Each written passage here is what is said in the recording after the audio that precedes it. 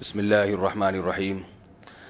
حضرت عائشہ رضی اللہ تعالی عنہ سے روایت ہے، فرماتی ہیں ما رأيت رسول اللہ صلی اللہ علیہ وسلم مستجمعا قط ضاحكا حتى ترى منه لهواته انما كان يتبسم، متفق علیہ۔ حضرت عائشہ رضی اللہ تعالی عنہ فرماتی ہیں کہ رسول اللہ صلی اللہ علیہ وسلم کو میں نے کبھی بھی زور سے قہقہ لگا کر ہنستے ہوئے نہیں دیکھا۔ آپ صلی اللہ علیہ وسلم مسکرایا کرتے تھے۔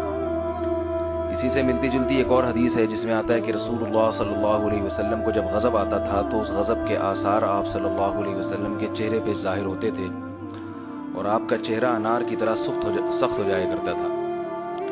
یہ بھی رسول اللہ صلی اللہ علیہ وسلم کے آداب ہیں، اخلاق ہیں کہ غصے کے وقت چہرے سے غصے کا اظہار کرنا اور خوشی کے وقت اپنے چہرے سے مسکراہٹ کا اظہار کرنا۔ آج جب کسی کو غصہ آتا ہے تو وہ گدھوں کی طرح چیخنا شروع کر دیتا ہے اور اتنا زور زور سے پورے گھر کو اٹخ پٹخ کے ہمارے نوجوانوں میں عادت ہے اور اس کو کمال سمجھتے ہیں، بہادری سمجھتے ہیں۔ یہ بہت گھٹیا حرکت ہے۔ اگر آپ کنٹرول نہیں کر سکتے غصے پر تو کم از کم ایسا نہ ہو کہ آپ میں اور جانور میں، گدھے میں کوئی فرق ہی نہ رہے۔ تھوڑا سا اپنے آپ کو غصے میں کنٹرول کرنا چاہیے، اپنی آواز کو کنٹرول کرنا چاہیے، خاص طور پر کسی بڑے کے سامنے غصے کا اظہار کرتے ہوئے یہ دیکھنا چاہیے اس کا مقام کیا ہے، مرتبہ کیا ہے۔ اونچی آواز سے چیخنا، اس سے کو اللہ تعالیٰ نے اس قرآن مجید میں اس کو ناپسند کیا ہے۔ ان انکر الاصوات لصوت الحمیر، فرمایا کہ سب سے بری آواز گدھے کی آواز ہے۔ تو سب کو بری لگتی ہے کیونکہ بہت زور سے چیختا ہے گدھا۔ تو اسی سے ملتا جلتا یہ جو دوسری حدیث، مسکراتے ہوئے تھے۔ آج بہت سے لوگ جب کسی بات پہ کوئی ہنسی آتی ہے تو آپے سے باہر ہو جاتے ہیں اور اتنا زور زور سے چیختے ہیں۔ بعض دفعہ ایسا ہوتا ہے کہ ہمیں کسی گلی میں کسی کے ہنسنے کی آواز آتی ہے۔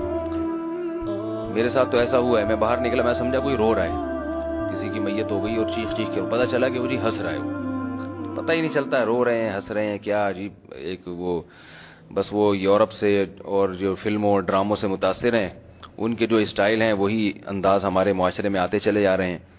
تو ہنسنا بھی ایک طریقے سے ہونا چاہیے، غصے کا اظہار بھی ایک طریقے سے ہونا چاہیے۔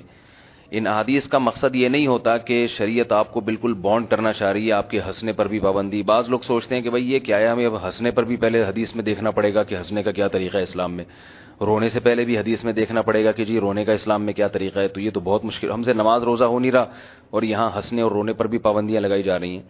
تو یہ مطلب نہیں ہے، آپ ہر آدمی کا ہنسنے کا اپنا ایک انداز ہوتا ہے، غصے کے اظہار کا ہر ایک کا اپنا ایک نیچرل طریقہ ہوتا ہے۔ مقصد یہ ہے کہ تھوڑا سا لگام دیں، تھوڑا سا پتہ چلے آپ کے ہنسنے سے اور آپ کے رونے سے کہ آپ انسان ہیں، آپ جانور نہیں ہیں۔ بس مقصد یہ ہے، باقی یہ نہیں ہے کہ آپ کو ہنسی آئے نہیں، آپ کی آواز ہی نہ نکلے۔ صحابہ کرام بھی مسکرایا کرتے تھے، ہنستے بھی تھے، ان کی آواز بھی نکلتی تھی۔ تو بس مقصد تھوڑا سا کنٹرول کرنا ہے۔ اللہ تعالیٰ عمل کی توفیق عطا فرمائے۔